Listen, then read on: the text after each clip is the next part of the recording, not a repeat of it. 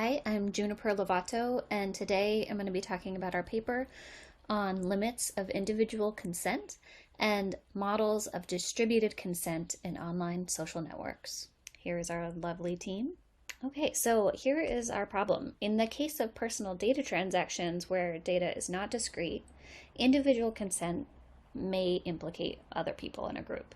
What we're wondering here is how we make sure consent really does the work that it's supposed to do. So this is a photo of me and my two brothers, and the question here is if this photo is my personal data. And further, am I justified into entering into a data transaction with this photo using my individual consent? The problem here, and in cases like this with personal data transactions, where data is not discrete, is that individual consent may implicate others in this group. And so in our project, what we ask is if it's even possible for consent to do this really heavy normative lifting that it's supposed to do in this context. Here we model two examples of what we call distributed consent. This is consent that is conditional on that of your network neighbors. And we'll be implementing distributed consent on social media networks and see if new security settings can help limit the observability of the group. So currently there are two kinds of governing structures that help to protect personal data transactions. The first is the individual consent paradigm, and this is the one that we'll be primarily concerned with here. And the second is a regulatory framework. So this is something like GDPR, which is governed by a legislative body. In the individual consent paradigm, we consider users or individuals to be owners of the data that's shared on the platform, and their consent is sufficient for personal data transactions to be justified. And consent is a really important tool. It does a lot of normative work, and it kind of has this moral magic where it sort of transforms impermissible acts into permissible ones. So in activities like surgery or sexual activities, consent is incredibly key to allow individuals to put their autonomy in a vulnerable situation with the knowledge that it has very strict constraints. In our project, we're concerned whether informed consent is really the right regulatory paradigm to protect autonomy in instances of data transactions. So let's look at what characterizes legitimate consent. So according to Fadem and Beecham, there are 4 criteria for legitimate consent. The first being that the subject has sufficient and accurate information, meaning that they really clearly understand the nature of the agreement. The second, that the agreement is being entered into without any type of coercion. The third being that the agreement is entered into knowingly and intentionally. And lastly, that the agreement authorizes a very specific course of action. And so what we do is bring this into terms of the online data transaction and investigate whether or not these criteria for consent hold up. And we found a few issues. The first being that terms of service really do task non-experts to consent to something that they do not fully understand, which takes advantage of an asymmetry in technical and legal knowledge. The second issue being that it's hard to just opt out. Online platforms are an incredibly important social ecology where people go to form personhood, to maintain relationships, and to build networked counterpublics. Yet there's really little to no power to negotiate terms of service with these companies. They really present their terms as a take it or leave it option. The third issue is that the volume of consent requests has led to user fatigue, where a user has become sort of habituated to agree to all requests that come their way, and this delegitimizes the premise that each act of consent is a user's autonomous judgment. And the final issue is that the service agreements are just so broad and flexible for the data processor that it makes it really difficult to track the data lifecycle on behalf of the consumer and hold them accountable for misuse. So there isn't a very clear course of action. The bigger issue here is that data is leaky. It moves around easily and quickly, and it's not discrete. Information that you share on social media may implicate many other people who were not involved in the act of consenting to the platform's terms of service. Yet that platform has authorized you to share data that may implicate them. Okay, so let's go back to our opening question. If I share a family photo or say something even more sensitive like my genetic data publicly, did the act of consent really make that permissible? Well, maybe not. So if our data is not discrete and is distributed, perhaps our consent should be distributed as well. A fundamental assumption for individual consent is that the user has power over their personal data and can trade away their privacy in exchange for using an online service. But these data may not be wholly the individual's, so it might not be appropriate for them to act alone in controlling the flow of these data. And this is in part because in social networks, there are special properties at a metascale like homophily, which gives processors a lot of information and predictive power. This is particularly important with instances of inferred personal data in shadow networks, and this is where processors build kind of dossiers or profiles of someone who may not be on the network. And according to Bagro et al., almost 95% of a person's online profile can be inferred and estimated just by using social ties of that individual alone. And this really allows a platform to gain access to your personal information that has implicated contacts who didn't consent to share this information on, or may not even be on the platform. We built out a model of what distributed consent may look like on a platform like Facebook.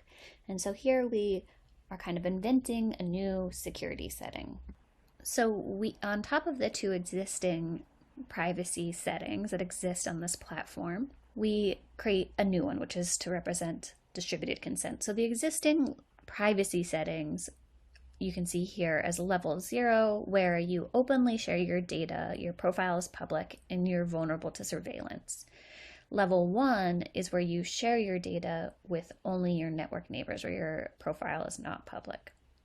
And the new level that we proposed is where you share data with your neighbors whose privacy level is set to at least 1. Okay, so what we did is we took a social network and randomly assigned security levels constraining the data flow. So level 0, again, shares data with all neighbors and can be compromised.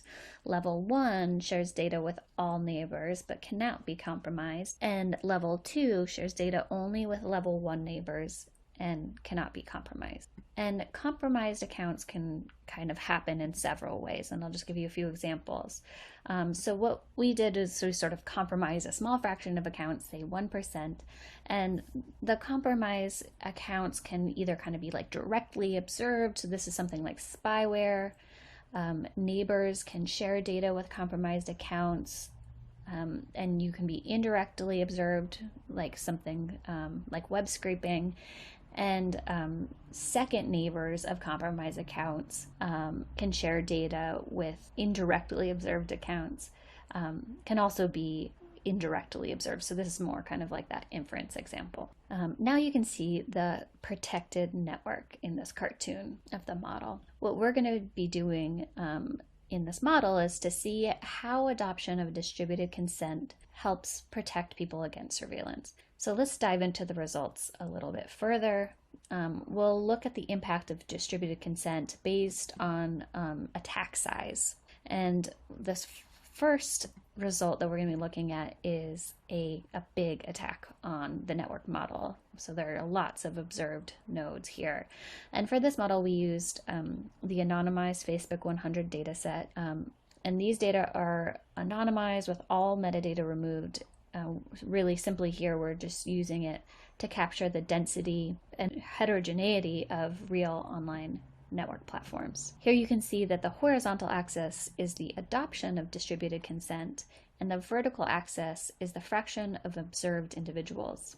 And so that's the figure furthest to the left. The figure in the middle is the largest unobserved component, and the figure to the right is the fraction of observed people with security option 1. And the takeaway here is that with low levels of adoption, about 1 in 5 of the new privacy setting, that distributed consent can create a protected subnetwork and help protect you from your friends and from your friends' friends. Okay, so let's move on to a weaker attack. So this here is a medium-sized attack. Again, we reproduce the results that you saw before, but now we're using populations with different tastes for privacy, and this is a medium-sized attack on a single platform. The results on the top row of this figure match the top row of the figure you saw on the previous slide, but are shown as a function of the nodes with a taste for privacy. So these people have security levels greater than 0. We then change the fraction of the population with a taste for privacy from 33%, which is in the top row, to 66%, which is in the bottom row. Qualitatively, these results are very similar, but the key sort of quantity that drives the macroscopic effect of the distributed consent is not really the total adoption, but it's relative adoption within individuals that cannot be directly observed. So the takeaway here is that against weaker attacks where there are less compromised accounts, distributed consent does this kind of interesting thing where it creates a kind of herd privacy effect, where users with low security settings can actually be protected by their network neighbors. And this herd privacy thing is kind of cool. And what you can kind of take away from this is that you're really only as protected as the least protected user around you. And if that's you, you benefit from herd privacy and are protected by your friends. But one of the next problems that we're going to talk about is that platforms don't really live in isolation. So distributed consent alone cannot protect you if your security settings are not coordinated across platforms.